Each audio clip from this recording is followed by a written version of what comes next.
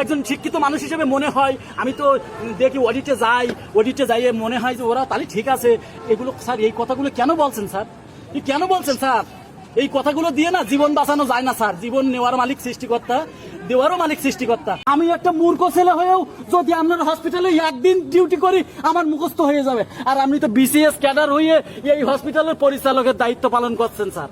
এটা আপনার কোন ব্রেনটা আসে? আপনি কিভাবে চালান এই হসপিটাল স্যার?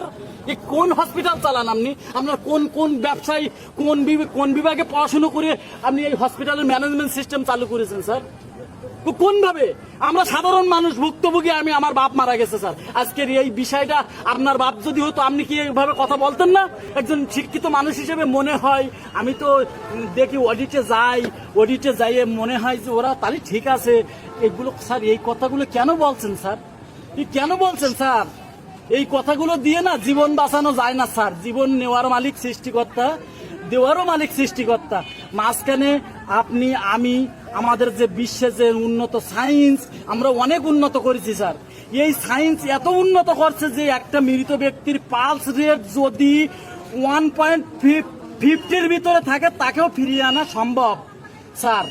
যদি এটা আপনিও একজন ডাক্তারি ভাষা একজন ডাক্তারের কাছে জিজ্ঞাসা করবেন, আর তার তো পালস রেট আমাদের ডাক্তাররা বলছে তার প্রেশার কম ছিল 70/50 স্যার। 70/50 কিন্তু সে পেশেন্টটা হাঁটে যেয়েই তার ডাক্তারের কোলবার পর্যন্ত গেছে স্যার, ডাক্তারের কাছে পর্যন্ত গেছে।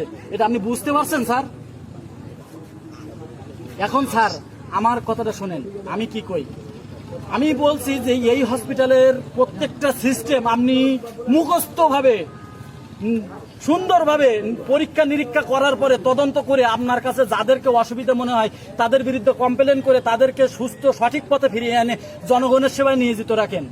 কারণ এইভাবে অনেক অবমৃত্যু হচ্ছে। আমরা সাধারণ মানুষ, আমার বাবাটা আজকে মারা গেছে, অবশ্যই তিনি ফিরে আসবেন না, কিন্তু আমি চাই না যে আমার মতো আর অন্য কারো বাবা মা, কারো আত্মীয় স্বজন, এই যে একজন আইনের একজন মানুষ আছে তারও পিতা মাতা যেন এই হসপিটালে এসে সুন্দরভাবে যেন এই অসুবিধায় না পড়ে তাদের জীবনটা যেন সুন্দরভাবে ঝুঁকিমুক্ত করে নিয়ে তারা যেন বাসায় ফিরে যেতে পারে আপনাদের সুন্দর সুঅভিজ্ঞ ডাক্তারদের চিকিৎসা নিয়ে। কিন্তু আপনি এই বিষয়টা নিয়ে কেন তদন্ত করছেন না? এই আবার সেই একই কথা বলছেন স্যার। কেন জানছেন এখন? এর আগে কেন জানেননি আপনি? আপনি এখন জানবেন কেন স্যার? আপনি আসেন না আমার এখানে, আসেন, আপনি আসেন, আপনি এই জরুরি বিভাগের সামনে আসেন স্যার। আমি যে এই কথাগুলো বলেই তো আমার আবার সেই ব্যাগে নিয়ে চলে যাচ্ছেন। আপনি আমাকে বলেন যে আমি এই সিস্টেমটাকে শেষ করে দেব, বাপ যেটা ফিরে গেছে। আপনি কেন ব্যাগে চলে যাচ্ছেন যে আমার মনে হচ্ছে এই হচ্ছে সেই হচ্ছে? স্যার এই কথাগুলো বললেন না প্লিজ স্যার, আমি আপনাকে অনুরোধ করছি। আপনি এই একটা বড় হসপিটালের একটা মেডিকেল কলেজের পরিচালক স্যার, আপনার অনেক সুনাম আছে।